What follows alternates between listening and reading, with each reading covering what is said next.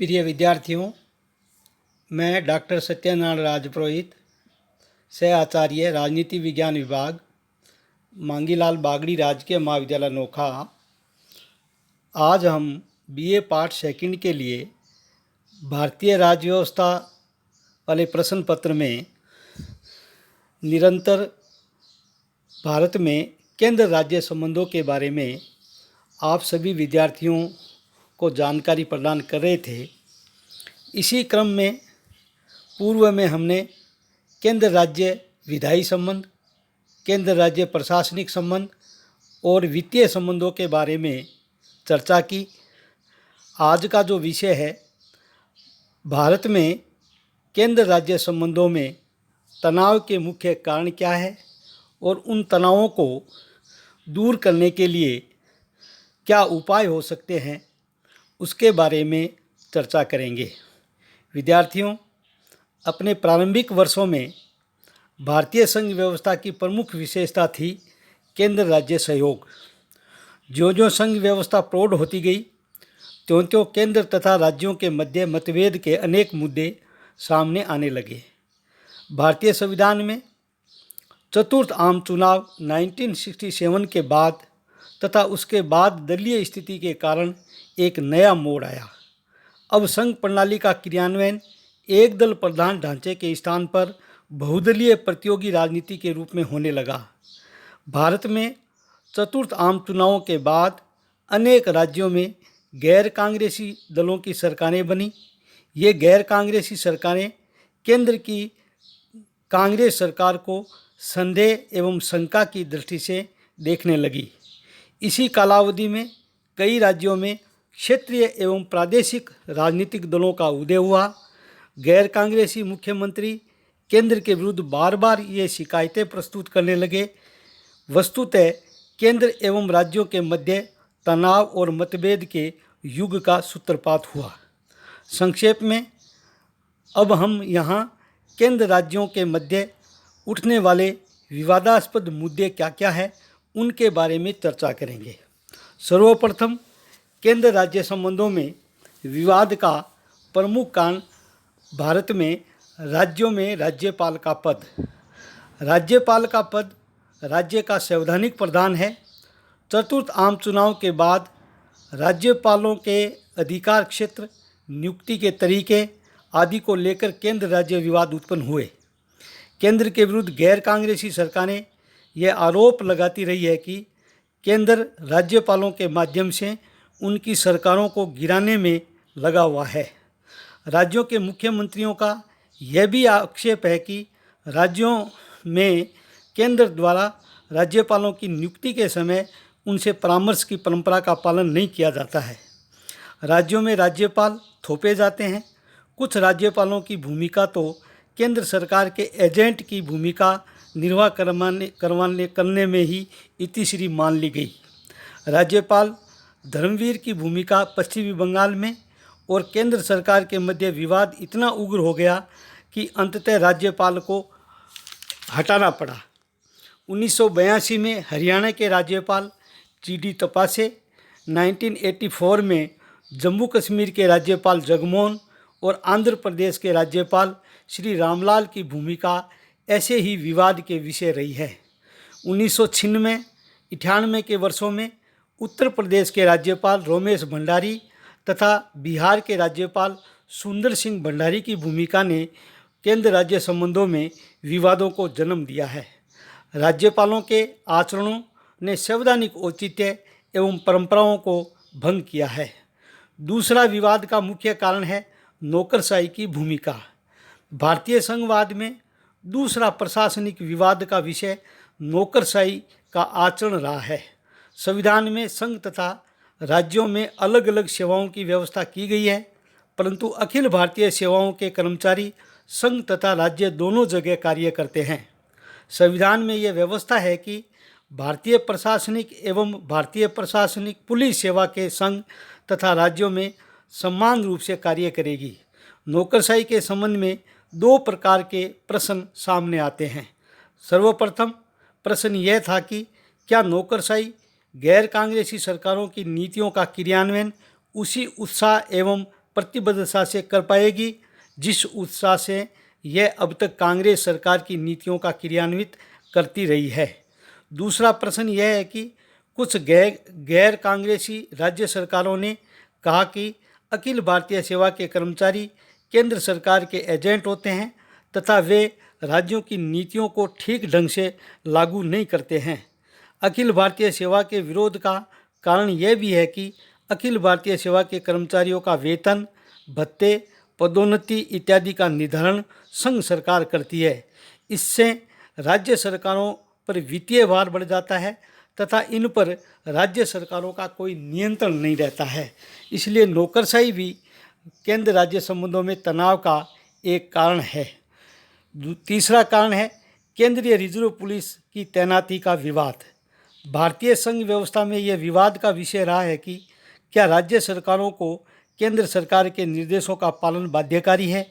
यदि राज्य सरकारें संघीय निर्देशों का पालन नहीं करें तो क्या व्यवस्था होगी। ये एक विचारणीय प्रश्न है कि केंद्र सरकार की संपत्ति की रक्षा राज्य सरकार नहीं करें तो क्या केंद्र सरकार राष्ट्रीय संपत्ति रक्षा के लिए केंद्रीय रिजर्व पुलिस फोर्स को कतिपय राज्यों में तैनात किया तो केरल, पश्चिमी बंगाल और तमिलनाडु की सरकारों ने इस पर आपत्ति उठाई और इससे केंद्र राज्य संबंधों में कटुता पैदा हुई। 18 सितंबर 1968 में केंद्रीय कर्मचारियों की हड़ताल का सामना करने के लिए केंद्र सरकार ने राज्यों को यह निर्देश प्रदान किए तो केरल की सरकार ने इसे संविधान विरोधी कहा।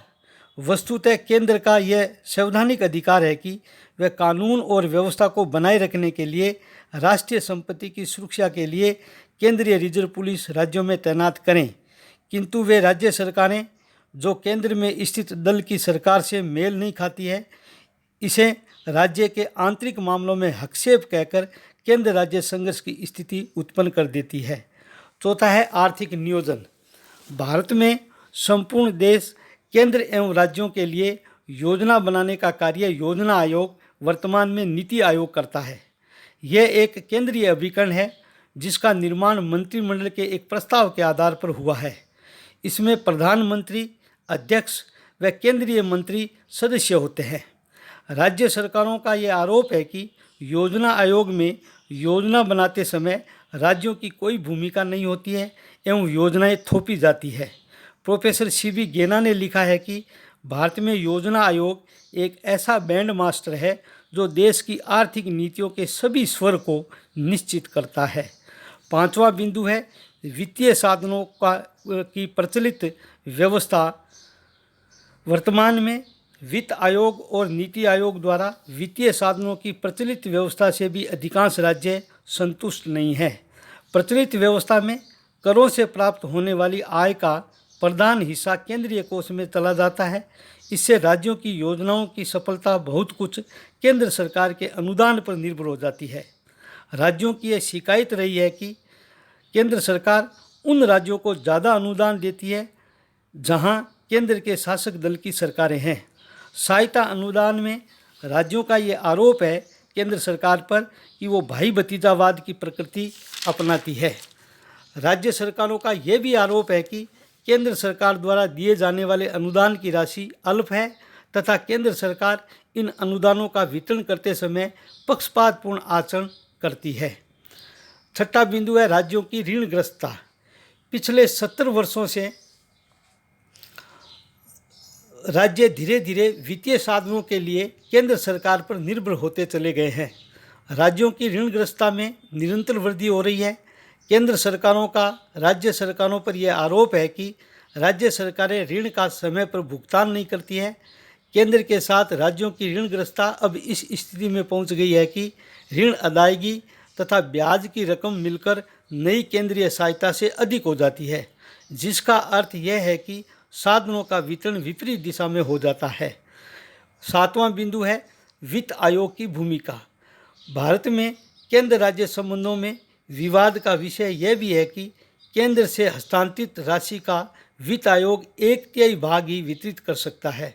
कोष का 2/3 हिस्सा वित्त आयोग की सिफारिश से बाहर है। ऐसी स्थिति में राज्यों द्वारा ये आरोप लगाया जाता है कि आय का महत्वपूर्ण साधन हम हैं, लेकिन उन साधनों से प्राप्त आय का एक हिस्सा केंद्र सरकार रख लेती है और एक तिहाई हिस्से को राज्यों में वितरण किया जाता है। इस प्रकार वित्त आयोग की भूमिका, राज्यों की ऋणग्रस्तता, योजना आयोग, नौकरशाही, आर्थिक नियोजन और राज्यपाल का पद, ये केंद्र राज्य संबंधों में तनाव के प्रशासनिक और वित्तीय मुद्दे हैं। अब हम यहाँ केंद्र राज्य संबंधों में सुधार हेतु कुछ सुझावों के बारे में चर्चा करेंगे। भारत के संविधान निर्माताओं ने सहयोगी संघवाद की कल्पना की थी तथा केंद्र राज्यों के मध्य सहयोग के लिए विभिन्न संस्थाओं की स्थापना की थी और ये अपेक्षा भी की थी कि केंद्र राज्यों के बीच अधिकतम सीमा तक सहयोग बना रहेगा। ये दोनों पक्ष एक दूसरे की शक्ति और विकास में योगदान देंगे, लेकिन लगभग 66 वर्षों का इतिहास केंद्र राज्य संबंधों में सफलता और असफलता की मिश्रित कहानी को दर्शाता है। संक्षेप में, संघीय व्यवस्था के सुचारू संचालन के लिए प्रमुखतया निम्नलिखित सुझाव केंद्र राज्य संबंधों में तनाव को दूर करने के लिए दिए जा सकते हैं, जो इस प्रकार है। नंबर 1, अंतर्राज्यीय परिषद की प्रभावी भूमिका। इस संबंध में एक सुझाव अंतर्राज्यीय परिषद की स्थापना का दिया जाता रहा है। भारत में इस परिषद की स्थापना जून 1990 में की गई थी और आवश्यकता इस बात की है कि अंतर्राज्यीय परिषद का एक प्रभावशाली संस्था के रूप में सदुपयोग किया जाए। दूसरा बिंदु है राज्यपाल के पद के संबंध में स्वस्थ परंपराओं और स्थिति का विकास।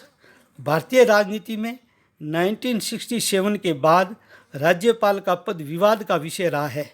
आज विपक्षी दलों की सरकारों द्वारा राज्यपाल को शासक दल का एजेंट बताते हुए इस पद को समाप्त करने की मांग कर रही है। राज्यपाल पद के लिए कुछ स्वस्थ परंपराओं को अपनाया जाना चाहिए, जैसे कि राज्यपाल पद पर ऐसे व्यक्ति को नियुक्त किया जाना चाहिए जो दलीय राजनीति से तटस्थ व्यक्ति हो। दूसरा, केंद्र सरकार को राज्यपाल पद पर नियुक्ति करते समय संबंधित राज्य के मुख्यमंत्री के दृष्टिकोण को ध्यान में रखना चाहिए और यह कार्य आपसी सहमति के आधार पर ही होना चाहिए। तीसरा सुझाव है अनुच्छेद 356 का सीमित प्रयोग। भारत में ऐसे अनेक उदाहरण हैं जब अनुच्छेद 356 का प्रयोग मनमाने तौर पर दलीय स्वार्थों के लिए किया गया है। भविष्य में कभी भी केंद्र के सत्तारूढ़ दल के स्वार्थ के लिए राज्य में राष्ट्रीय शासन लागू नहीं किया जाना चाहिए और उसके लिए जब आवश्यक हो तभी अनुच्छेद 356 का प्रयोग किया जाना चाहिए।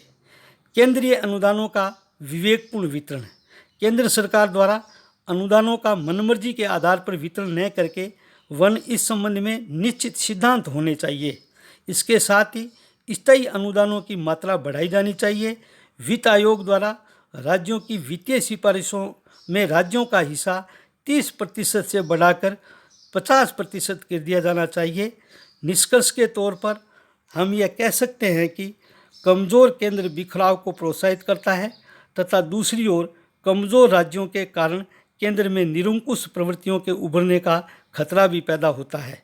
इसलिए केंद्र राज्यों के बीच संबंधों की एक संतुलनकारी स्थिति को अपनाए जाने की आवश्यकता है। आज हमने यहाँ केंद्र राज्य संबंधों में तनाव के कारण तथा उन्हें दूर करने के उपायों के बारे में सभी विद्यार्थियों को जानकारी प्रदान की। धन्यवाद। जय हिंद।